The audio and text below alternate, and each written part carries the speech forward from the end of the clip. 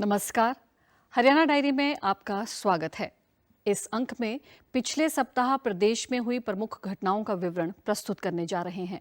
साथ ही प्रदेश में चल रही सामाजिक, आर्थिक और राजनीतिक हलचलों तथा विभिन्न योजनाओं के असर पर भी नजर डालेंगे। पेश है एक रिपोर्ट। प्रदेश की नायब सरकार जरूरतमंद वर्ग को हर संभव आर्थिक सहायता पहुंचाकर संबल प्रदान कर रही है। सरकार की कई योजनाओं का लाभ एक बड़े वर्ग तक पहुंच रहा है। इसी क्रम में मुख्यमंत्री नायब सिंह सैनी ने भावांतर भरपाई योजना और दीनदयाल लाडू लक्ष्मी योजना के अंतर्गत दी जाने वाली वित्तीय सहायता जारी की। इस अवसर पर मुख्यमंत्री ने खरीफ सीजन 2025-26 में फसल अवशेष प्रबंधन के लिए 5.5 लाख से अधिक किसानों को 461 करोड़ 75 लाख और CRM योजना के अंतर्गत 121 करोड़ 58 लाख रुपए की राशि जारी की। वहीं भावांतर भरपाई योजना के तहत 4073 किसानों को 20 करोड़ की राशि जारी की गई।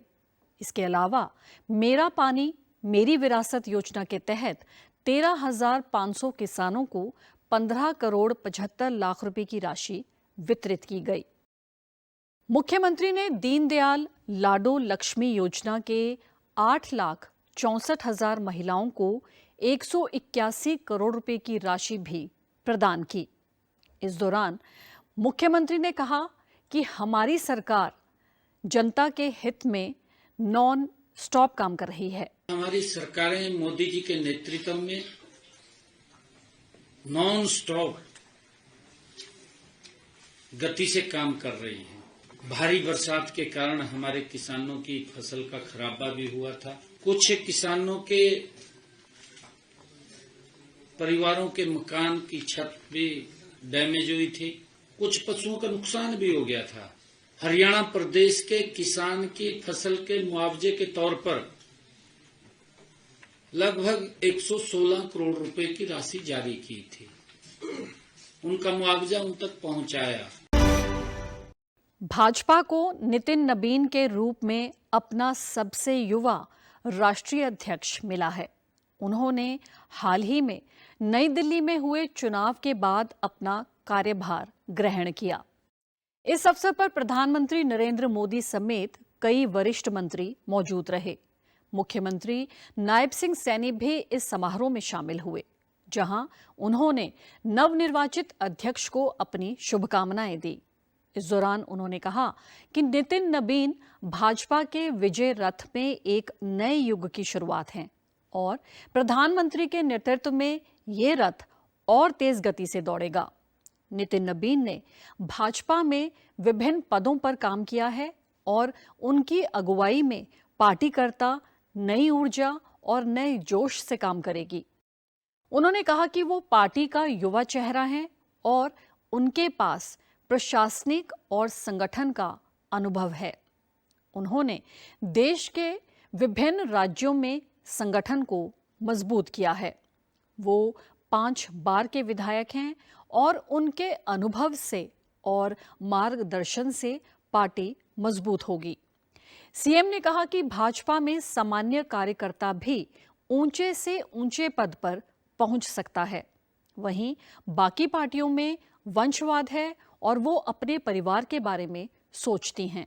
युवा चेहरा, नया जोश, नए उत्साह,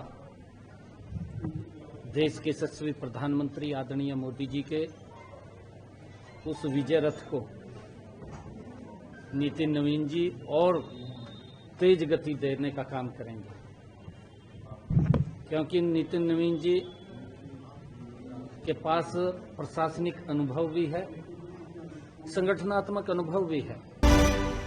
मुख्यमंत्री नायब सिंह सैनी ने गुरुग्राम के मानेसर में आयोजित बजट पूर्व परामर्श बैठक में स्टार्टअप संस्थापकों एवं उद्यमियों के साथ आगामी बजट को लेकर चर्चा की।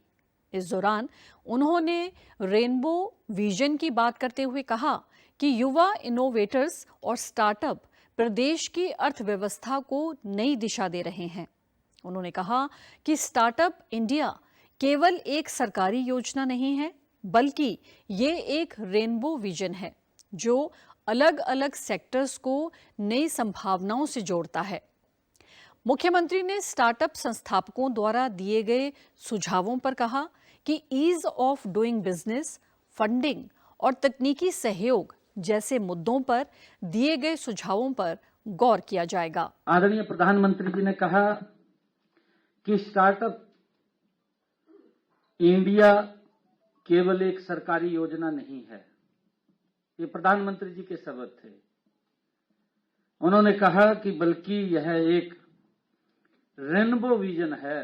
प्रधानमंत्री जी ने कहा कि जो अलग अलग सेक्टर्स में नई संभावनाओं के साथ जोड़ता है। मुझे खुशी है कि आज यहां आपके सपनों, आपकी चुनौतियों और आपके नए विचारों को मुझे सुनने का अवसर भी मिला है। मुख्यमंत्री ने पिछले 10 वर्षों में स्टार्टअप क्रांति की चर्चा करते हुए बताया कि इनकी संख्या 500 से बढ़कर 2 लाख से अधिक हो गई है। हरियाणा में अब 9500 से अधिक स्टार्टअप हैं और राज्य इस मामले में देश में 7वें स्थान पर हैं। वहीं प्रदेश में 19 यूनिकॉर्न्स भी सामने आए हैं। मुख्यमंत्री ने बजट 2025-26 में को लेकर बताया कि भविष्य आर्टिफिशियल इंटेलिजेंस का है, इसलिए एआई मिशन की स्थापना का प्रस्ताव किया गया है, जिसके लिए विश्व बैंक से 474 करोड़ रुपए की सहायता का आश्वासन मिला है। अगर हम ध्यान करें तो देश में मात्र 500 स्टार्टअप थे और वो स्टार्टअप्स भी अपने ही आइडिया के ऊपर, जिसके अंदर लगन ललक कि मैंने कुछ करना है, मैंने आगे बढ़ना है, वो मेहनत से उसके ऊपर काम करता था। मात्र 500 स्टार्टअप्स थे जो खड़े किए थे, परंतु मुझे खुशी है आप लोगों के बीच में बताते हुए कि आज भारत में 2 लाख से ज्यादा स्टार्टअप खड़े हो चुके हैं। 2 लाख से ज्यादा मात्र 11 वर्षों में। मुख्यमंत्री नायब सिंह सैनी ने कुरुक्षेत्र विश्वविद्यालय के खेल प्रांगण में हॉकी एस्ट्रो टर्फ खेल मैदान का उद्घाटन किया। यह मैदान खेलो इंडिया योजना के तहत तैयार किया गया है, जिसमें हॉकी खिलाड़ियों को खेलने की आधुनिक सुविधा मिलेगी।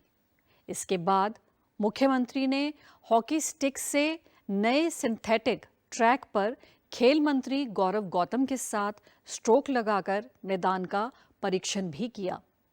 इस मैदान को तैयार करने के लिए केंद्र की तरफ से करीब 10 करोड़ रुपए का बजट उपलब्ध करवाया गया था।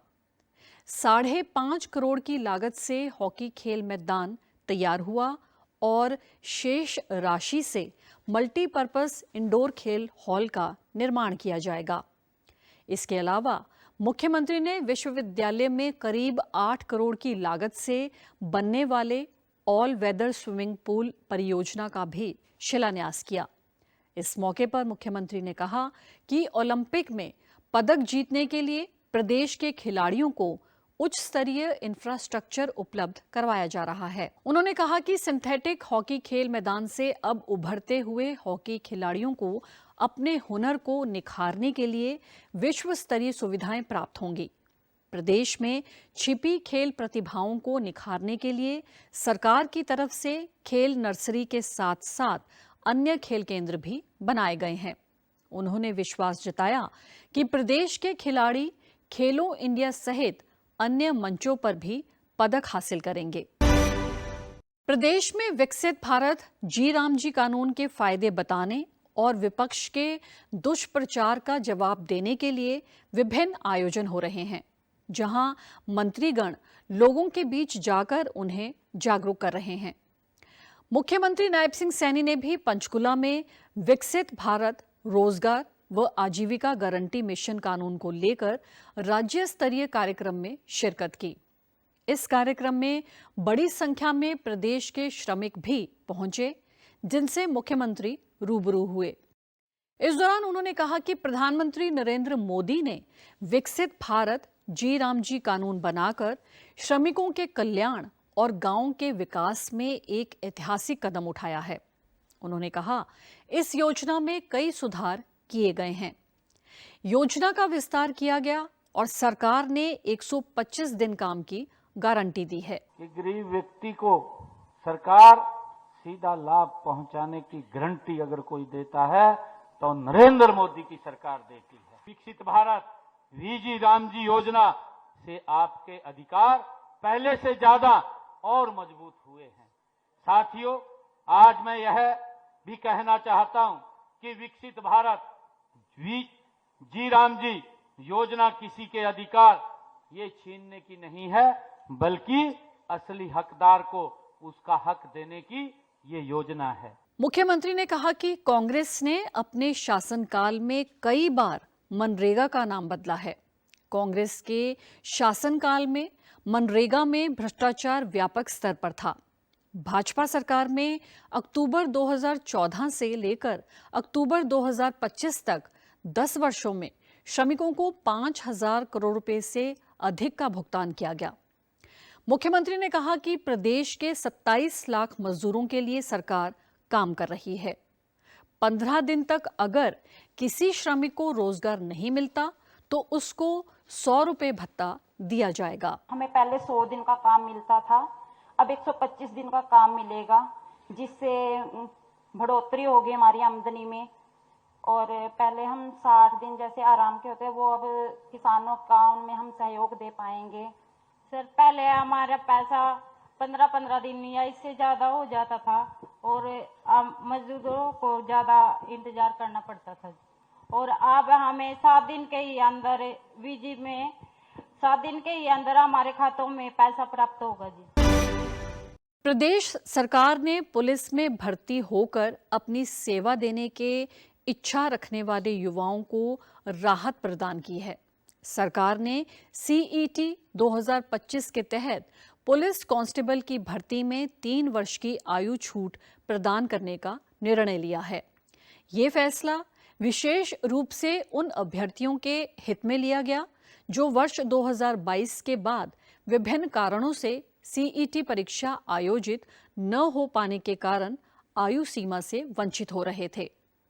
मुख्यमंत्री नायब सिंह सैनी ने जानकारी देते हुए कहा कि सरकार ने अभ्यर्थियों द्वारा उठाई गई मांग पर सकारात्मक रुख अपनाया है। CET परीक्षा न होने की वजह से जिन युवाओं का नुकसान हुआ, उन्हें न्याय दिलाना हमारा दायित्व है। वर्ष 2022 के बाद CET परीक्षा न हो पाने के कारण जिन योग्य युवाओं को नुकसान हुआ था, उन्हें न्याय देना हमारी सरकार का दायित्व है।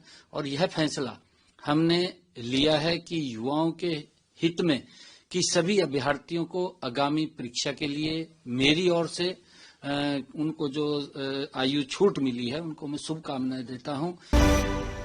प्रदेश में सूर्य नमस्कार कार्यक्रम चल रहा है।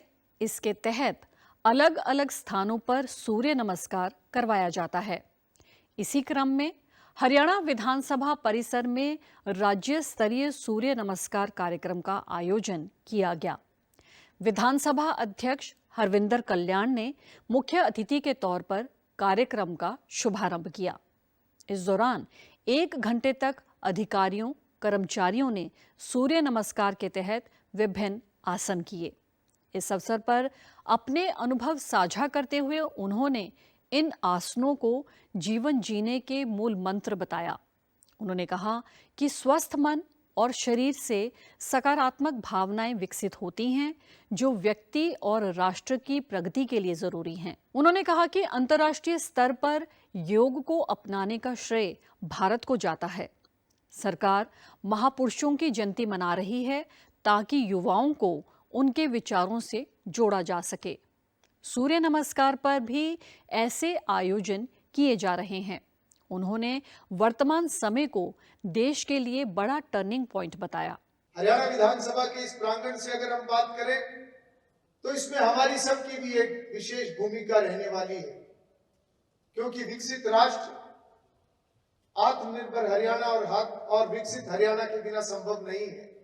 कि जब मैं प्रदेश में विभिन्न कार्यक्रमों में शामिल होता हूं, हर कार्यक्रम के अंदर हमारे देश के गौरवमयी इतिहास और संस्कृति का जिक्र होता है। विधानसभा अध्यक्ष हरविंदर कल्याण ने करनाल में आयोजित प्रदेश स्तरीय प्रतिभा सम्मान समारोह में शिरकत की। इस अवसर पर उन्होंने विभिन्न क्षेत्रों में उपलब्धियां हासिल करने वाले युवाओं और बच्चों को सम्मानित किया। समारोह के बाद विधानसभा अध्यक्ष ने कहा कि युवा देश की शक्ति हैं और उन्हें अपने लक्ष्य निर्धारित करके आगे बढ़ना चाहिए। जिस भी क्षेत्र में वो काम करें उसमें समाज और राष्ट्र के हित का ध्यान रखें।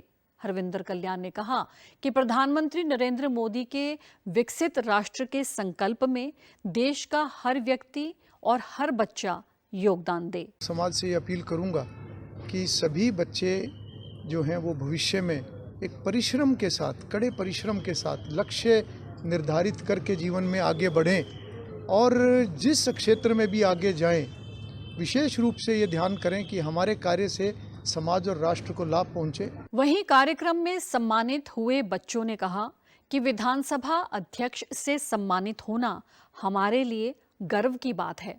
हम आगे चलकर समाज और देश के हित में काम करेंगे। मेहनत तो करनी चाहिए, मतलब स्टूडेंट है तो हमें मेहनत करनी पड़ेगी और उसके लिए हमें प्रेज भी मिलता है। मतलब हम जिस समाज से आते हैं उसके लिए हमारा नाम भी आगे आता है कि ये इस समाज से बिलोंग करते हैं और बहुत बड़े मुकाम पर पहुंचे हैं। केंद्रीय राज्य मंत्री जयंत चौधरी ने रोहतक में आयोजित सर छोटू राम के जयंती समारोह में बतौर मुख्य अतिथि शिरकत की। कार्यक्रम में सांसद दीपेंद्र हुड्डा भी मौजूद रहे। उन्होंने किसान मसीहा चौधरी छोटू राम को विशेष तौर पर याद किया। इस दौरान केंद्रीय राज्य मंत्री ने रोहतक व उत्तर प्रदेश के बड़ौत में वर्ल्ड स्किल रिसोर्स लैब स्थापित करने की घोषणा की। इन रिसोर्स लैब में युवाओं को विश्व कौशल प्रतियोगिता के लिए प्रशिक्षित किया जाएगा। अपने संबोधन में उन्होंने UGC embedded apprenticeship programme launch किया है। इसके तहत कौशल विकास के लिए लैब स्थापित की जाएगी ताकि शैक्षणिक कार्यों के साथ साथ कौशल विकास को बढ़ावा मिल सके। इन लैब में कौशल विकास को लेकर युवाओं को प्रशिक्षित किया जाएगा। उन्होंने बताया कि विश्व कौशल प्रतियोगिता की तैयारी के लिए देश भर में 5 वर्ल्ड स्किल रिसोर्स लैब स्थापित की जाएंगी। उन्होंने कहा कि हरियाणा देश की और भारत विश्व की कौशल राजधानी बन सकता है। इसके लिए कौशल विकास के क्षेत्र में निवेश करने की जरूरत है। शिक्षण संस्थानों में कौशल विकास की लैब्स बने, नवीन कार्यों से नौजवानों को जोड़ा जाए और वो जो अपना एकेडमिक कार्यक्रम कर रहे हैं उसके साथ साथ कौशल विकास के लिए भी उनको मौका मिले। तो इसलिए क्योंकि इस संस्था का अपना इतिहास है तो रिसर्च और अनुसंधान की भी संभावना इस क्षेत्र में है। तो हमने फिर सोचा एक बड़ा विशेष प्लान इसके लिए बनाया गया संस्था के लिए। सामाजिक न्याय एवं अधिकारिता मंत्री कृष्ण बेदी ने नरवाना में प्रधानमंत्री सूर्य घर मुफ्त बिजली योजना के अंतर्गत 22 गांवों के 78 लाभार्थियों को लगभग 36 लाख रुपए की सब्सिडी के चेक वितरित किए। इस अवसर पर उन्होंने कहा कि प्रधानमंत्री नरेंद्र मोदी के दूरदर्शी नेतृत्व में शुरू की गई प्रधानमंत्री सूर्य घर मुफ्त बिजली योजना देश को ऊर्जा के क्षेत्र में आत्मनिर्भर बनाने की दिशा में एक ऐतिहासिक कदम है। इस योजना से सोलर पैनल लगाने वाले परिवारों का बिजली बिल नाम मात्र का रह गया है, जिससे उनकी मासिक बचत बढ़ी है। आमजन इस बचत का उपयोग बच्चों की शिक्षा, कृषि कार्य, व्यापार और परिवार की प्रगति में कर पा रहे हैं। बिजली सब्सिडी में जो प्रधानमंत्री सूर्य घर योजना में जिन लोगों को सब्सिडी देनी थी, लगभग 3 करोड़ से ज्यादा का आज सब्सिडी का हमने लोगों को, यहाँ के किसान को, जिन लोगों ने घरेलू उपयोग के लिए लगाई थी, उनको भी आज सब्सिडी सरकार की तरफ से दी गई। स्वास्थ्य मंत्री आरती सिंह राव ने अटेली में धन्यवाद कार्यक्रम को संबोधित करते हुए कहा कि प्रदेश हेल्थ हब बनने की राह पर तेजी से अग्रसर है। इस दौरान उन्होंने 3 करोड़ रुपए के विभिन्न विकास कार्यों का उद्घाटन व शिलान्यास भी किया। उन्होंने ग्रामीणों से सीधा संवाद कर उनकी समस्याएं भी सुनी और इनके समाधान के लिए दिशा निर्देश दिए। उन्होंने कहा कि जनता का विश्वास उनके लिए सबसे बड़ी प्रेरणा है। उन्होंने भरोसा दिलाया कि दक्षिणी हरियाणा के विकास में कोई कमी नहीं आने दी जाएगी। स्वास्थ्य मंत्री ने कहा कि कोरियावास मेडिकल कॉलेज में सीनियर रेजिडेंट डॉक्टर्स के 68 पदों के लिए साक्षात्कार चल रहे हैं और जल्द भर्ती होगी। उन्होंने कहा कि क्षेत्र का सर्वांगीण विकास, बेहतर स्वास्थ्य सेवाएं और मूलभूत सुविधाओं को हर घर तक पहुंचाना उनकी पहली प्राथमिकता है। रोजगार भी हुए, कई सारे आज गाँव में हुए और मैं सब से मिलना चाह रही थी। अभी थोड़ी सर्दी का निकलना है उनको निकल के बाहर, और मुझे बहुत बहुत पसंद आ रहा है कि मैं अपने लोगों के बीच आज के दिन आई हूँ और अपने लोगों की समस्या को सुन रही हूँ, उनका सुख दुख बांट रही हूँ। हमने सारी जगह से हेल्थ से डॉक्टर्स निकाले, फिर एनओसी मिला हमें, सेंट्रल गवर्नमेंट देती है, हरियाणा सरकार एनओसी नहीं देती, सेंट्रल गवर्नमेंट देती। प्रतिदिन 40 लीटर तक दूध देने वाली कर्ण फ्रीज गाय को देश की गाय का दर्जा मिल गया है। ये एक नई क्रॉस हाइब्रिड गाय की नस्ल है जिसे देश में रजिस्टर किया गया है। कर्ण फ्रीज गाय हॉलैंड की दुधारू नस्ल की गाय होल्स्टीन फ्रीज और स्वदेशी थार पार्कर नस्ल की मिक्स ब्रीडिंग से तैयार की गई है। करनाल स्थित राष्ट्रीय डेयरी अनुसंधान संस्थान के वैज्ञानिकों ने ये नस्ल तैयार की है। NDRI के निदेशक ने बताया कि गाय का नाम कर्ण नगरी करनाल के नाम पर कर्ण और हॉलैंड के होल्स्टीन फ्राइजियन नस्ल से फ्रीज लिया गया है। उन्होंने कहा कि कर्ण फ्रीज की दूध उत्पादन क्षमता देश की अधिकांश स्वदेशी नस्लों के पशुओं से अधिक है। ये आप जानते हैं कि कर्ण की धरती मानी जाती है करनाल को, इसलिए हमने इसको नाम दिया हुआ है कर्ण फ्रीज। तो कर्ण फ्रॉम करनाल और कर्ण नगरी, बेसिकली करनाल क्या है, जो कर्ण की नगरी है उससे लेते हुए हमने इसका नाम रखा। तो एक अच्छा दूध प्रोड्यूस करने वाला है। अगर हम इसको बढ़ाएंगे तो दूध की प्रोडक्टिविटी फार्मर की बढ़ जाएगी। अगर एनिमल की प्रोडक्टिविटी बढ़ गई तो फार्मर की इनकम भी अच्छी होगी। तो यही एक इसका उद्देश्य ब्रीड कराने का। डॉक्टर धीर सिंह ने बताया कि ये गाय भारत के डेयरी आनुवंशिक सुधार कार्यक्रम में एक मील का पत्थर साबित होगी। ये नस्ल तैयार करने में वैज्ञानिकों के 4 दशक लगे हैं। ये नस्ल देश की जलवायु के अनुकूल है और क्रॉस ब्रीड मवेशी सुधार के लिए एक आधार स्टॉक के रूप में कार्य कर सकती है। इस गाय की मांग नेपाल और बर्मा में भी बढ़ रही है और पंजाब में भी काफी गायें इस नस्ल की जा चुकी हैं। कितने 4 दशक से ज़्यादा में अभी ये हम लोगों ने पाया कि ये लगभग जीनोम जो है कर्ण फ्रीज का स्टेबलाइज हो गया। तो दूध भी अच्छा पैदा करता है और साथ साथ में रेजिस्टेंट भी है। तो इसीलिए इसका कर्ण फ्रीज कहा जाता है कि कर्ण के जो हमारा थार पार्कर था और जो वहाँ के होल्स्टाइन का क्रॉस था, तो इसलिए कर्ण हमने दिया क्योंकि इंडिजिनस थी, वो एक्सोटिक ब्रीड थी। तो कर्ण हमने इसको जो है कर्ण फ्रीज नाम दिया था। प्रदेश में अंतर्राष्ट्रीय सरस्वती महोत्सव की शुरुआत हुई। यमुनानगर के आदि बद्री से पर्यटन मंत्री अरविंद शर्मा ने इसका शुभारंभ किया। इस अवसर पर उन्होंने कहा कि सरस्वती महोत्सव पूरे प्रदेश में हर्षोल्लास से मनाया जाता है।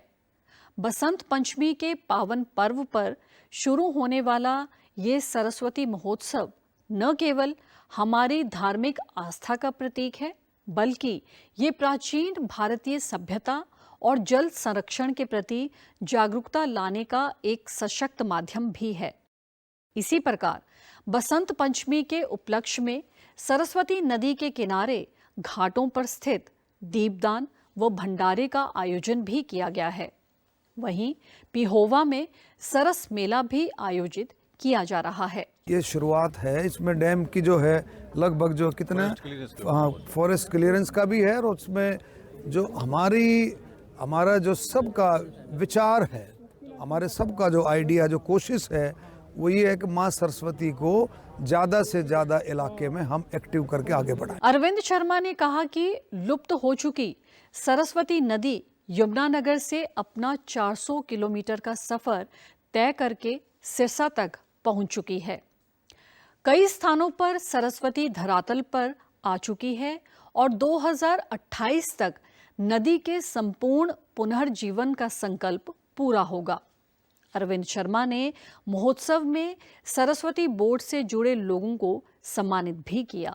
लगभग 400 किलोमीटर के इलाके में यहाँ से शुरू करके सिरसा तक 400 किलोमीटर का जो है पानी का फ्लो जो है 3 से 4 महीने वो रहता है और हमारी पूरी कोशिश है सबकी मिलकर के 2027-28 तक जो है इसको पूरा कंप्लीट जो है अरब सागर तक जो है माँ सरस्वती का जो एक्टिव जो है आप देखेंगे माँ सरस्वती को हम सब मिलकर के इस काम को पूरा करेंगे। हरियाणा डायरी में आज इतना ही। नमस्कार।